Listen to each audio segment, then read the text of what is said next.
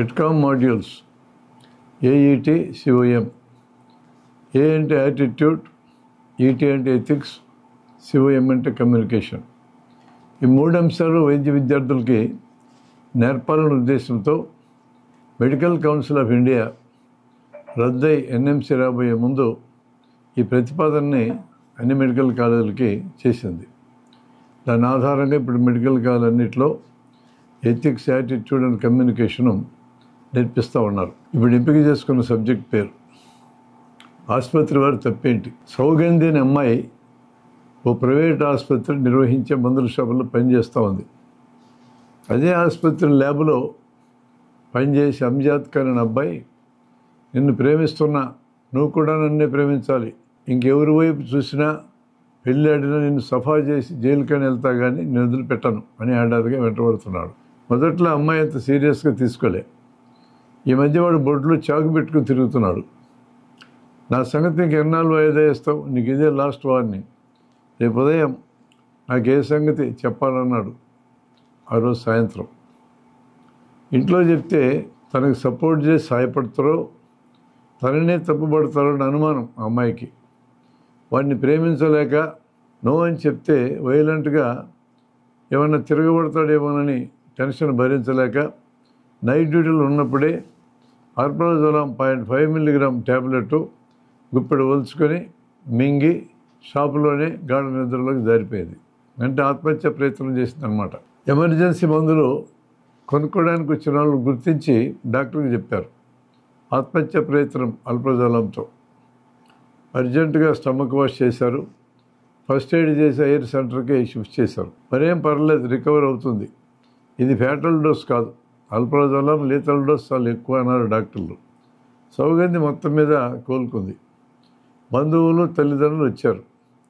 ఇలాంటి ఎదవకి ఎలా ఉద్యోగం ఇచ్చారు మీరు, ఉద్యోగం ఇచ్చేటప్పుడు ముందే వెనక చూసి ఎవరా అని మేనేజ్మెంట్ని తిట్టిపోశారు.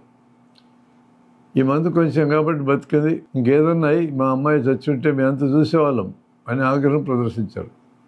ఏంది ఇందులో ఆసుపత్రులు చేసిన నేరం. వికేరియస్ లయబిలిటీ కింద కేసు బుక్ చేయడానికి ఏమేమి పాయింట్స్ ఉన్నాయో, డబ్బులు ఎలా గుంజాలో చెప్పడానికి లాయర్ని గెలిచారు. దిశా చట్టం వచ్చి అంజాద్ ఖాన్ ఎత్తుకుపోయి లోపలేసింది. ఏ పాపం తెలియని వీరి పేరెంట్స్ వాడిని ఎలా బయటకు తెచ్చుకోవాలని మరో లాయర్ని గెలిచారు. ఈ మొత్తం ఇష్యూలో డాక్టర్ చేసిన తప్పేంటి. వీడికి ల్యాబ్లో ఉద్యోగం ఇచ్చాడు, ల్యాబ్ పని చేసుకుంటాడు బుద్ధిగా అనుకున్నారు తప్ప ఈ ప్రేమలు గేములు కథ పెట్టి ఒక అమ్మాయిని వేధిస్తాడని వాళ్ళకి ముందే ఎట తెలుస్తుంది. సరే, ఆ అమ్మాయికి మందు షాపులు ఉద్యోగం ఇచ్చారు. ఇప్పుడు అమ్మాయిలు కూడా బయట పనిచేయాల్సిన పరిస్థితి వచ్చింది కదా. కుటుంబ ఆదాయం పెరగాల అంటే అమ్మాయిలు చదువుకోవాలా, ఉద్యోగాలు చేయాలా.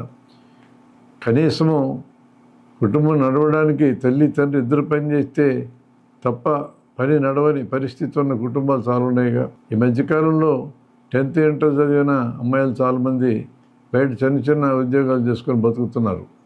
అంటే ఇద్దరూ పనిచేయక తప్పని పరిస్థితి, ఇంట్లో ఉన్న పిల్లలు కూడా పనిచేయక తప్పని పరిస్థితి, ఉపాధి కల్పన రంగంలో వచ్చింది సమస్య. ఇందులో డాక్టర్ ఏం చేశారు తప్పు. ఇద్దరికి ఉద్యోగాలు ఇచ్చారు, యుక్త వయసు పిల్లలు, ఒకరి మీద ఆకర్షణ కలిగింది. ఆకర్షణని ఎక్స్ప్రెస్ చేసుకోవచ్చు, చెప్పుకోవచ్చు, ఇష్టమైతే వాళ్ళు పెళ్లి దాకా పోతారో మరో రకంగా కలిసి ఉంటారో సహజీవనం చేస్తారో ఏమి డాక్టర్కి సంబంధించిన ఇష్యూస్ కాదు. కానీ ఇతను మరీ పొసెసివ్గా మారి బెదిరించడం, భయపెట్టడం, చంపేస్తానంటాం, ఇది క్రిమినల్ యాటిట్యూడ్. అంత దూరం పోయారు. డాక్టర్కి అయితే తెలిసే అవకాశం లేదు. ప్రేమ అంటే బెదిరింపులు, వేధింపులు అన్నట్టు పెరిగిన అంజాద్ ఖాన్ టీనేజర్లు చాలామంది ఎట్లుంటున్నారు. ఇలా తయారు కావడానికి కారణాలు ఏంటి. మొత్తం సమాజమే బాధ్యత తీసుకోవాలి. తల్లిదండ్రులు పిల్లల్ని ఎలా పెంచాలో తెలియకపోతే సమస్య వస్తుంది.